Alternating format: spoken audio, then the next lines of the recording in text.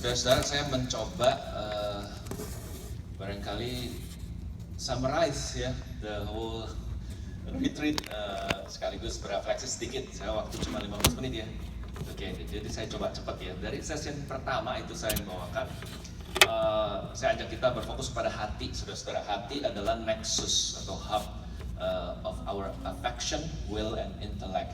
Jadi saudara-saudara, the problem is, kenapa kita, kan pertanyaannya adalah, kok kita tahu begitu banyak, kita belajar teologi begitu banyak ya, tapi kok masih saja kita kembali lagi kepada dosa yang sama ya, perubahan kita kok rasanya begitu lambatnya ya. Memang prosesnya lambat sih ya, tapi kita tuh jadi kesel gitu ya, apa yang kita pelajari kok kayaknya nggak applicable di dalam hidup kita sehari-hari. Nah, karena problem, saya mengajak kita melihat problemnya adalah indwelling sin, dosa yang masih ada di dalam hati kita. The problem is adanya di hati, bukan di luar, bukan di kulit. Kalau di kulit kita gosok pakai sabun hilang gitu ya, tapi di hati dan jelimet hati kita itu, deceitful hati kita itu.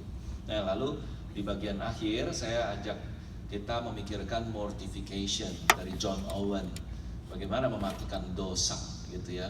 Nah, ingat gak sanctification itu ada dua tahap, mortification of sin, dan yang kedua vivification, yaitu hidup, menghidupi iman kita ya, hidup di dalam Kristus. Nah, saya melihat by God's providence, Pak Yuda berbicara banyak mengenai vivification, saya kira ya, bagaimana kita living itu, dan dengan fokus kepada gereja sangat kuat ditekankan. Nah, di sesi kedua Pak Yuda mengajak kita melihat goal yang kita mau capai. Sanctification adalah proses yang sulit, proses yang panjang, dan juga proses yang painful ya, seperti Paulus digambarkan oleh Paulus seperti orang sakit bersalin itu loh ya. Dan kita dibentuk dengan bentuk Kristus ya, remember that, morphe, the form of Christ itu. Lalu saya percepat ya saudara, di sesi ketiga from Geneva to Toronto and beyond, sanctification harus dikerjakan oleh gereja di dalam gereja. When the church fails, people fail. Saya suka sekali dengan quote itu. When the church fails, people fail. Kita harus work together. Satu orang berdosa, kita semua mesti nangis. Ya, saudara-saudara, itu panggilan yang serius bagi kita semua sebagai gereja. Kebobrokan gereja sudah dipaparkan dengan sangat gamblang oleh Pak Yuda kemarin di abad pertengahan ya, khususnya church history di abad ke-16, bagaimana reformasi sampai terjadi ya, sebagai respon terhadap apa yang telah terjadi di dalam gereja, dan itu mempengaruhi society, saudara-saudara sekalian. Maka dari itu di bawah kepemimpinan Calvin, para reformer, peranan konsistori menjadi penting untuk melaksanakan disiplin gereja. Oke, sesi berikutnya, saudara-saudara, disciples of the great master. Ditekankan di sini disiplin, saudara. Ya, saya menemukan penekanan mystical union with Christ itu penting sekali, dan Pak Yuda juga mengatakan kapan mystical union itu terjadi. Sebetulnya pada baptisan kita. Maka important to remember our baptism, saudara. Dan dengan demikian kita diharapkan kalau proses itu terus-menerus terjadi, sebetulnya kita menjadi orang yang berbeda, saudara, menjadi komunitas yang berbeda karena Kristus, exactly. Bukan karena kita mau sok-sokan beda atau mau tampil beda, asal beda ya, tapi karena Kristus di dalam kita. Kita menjadi komunitas yang counter-cultural. Nah, contoh yang diambil, yang dijadikan contoh oleh Pak Yuda adalah Thomas Campis ya, dengan quotation chapters yang kita baca, kalimat-kalimat pendek yang challenging untuk kita menjadi komunitas yang counter-cultural. Nah, sesi yang berikutnya adalah one body and one spirit. Ditekankan di sini one-nya, saudara, kesatuannya. Kita sebagai gereja, ya. Dan kutipan yang menarik dari Saint Cyprian dari bukunya The Unity of the Church. You cannot have God as Father if you don't have Church as mother. Ya, gereja sebagai ibu, seperti ibu yang protecting anak-anaknya, seperti ibu yang nurturing sehingga anak-anaknya dapat bertumbuh.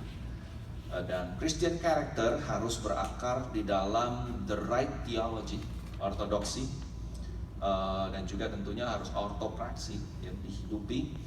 Dan juga hal yang kedua dalam pembentukan Christian character yaitu penekanan pada one Lord, one faith, one baptism, one God. Dan yang saya mendapatkan suatu pelajaran yang baru, penekanan yang baru, yaitu kita dibaptiskan into, bukan sekedar in, tapi into the triune God. Dari sini mungkin berkaitan juga dengan yang Pak Yuda tekankan di sesi lebih awal, yaitu gereja sebagai pancaran Allah Tritunggal, saudara. Karena kita itu dibaptiskan into the triune God.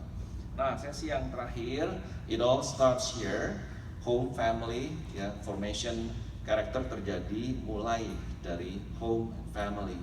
Pak Yuda angkat patterns atau rhythm of life yang membentuk habit kita, kemudian membentuk karakter kita, yang kemudian destiny, ya.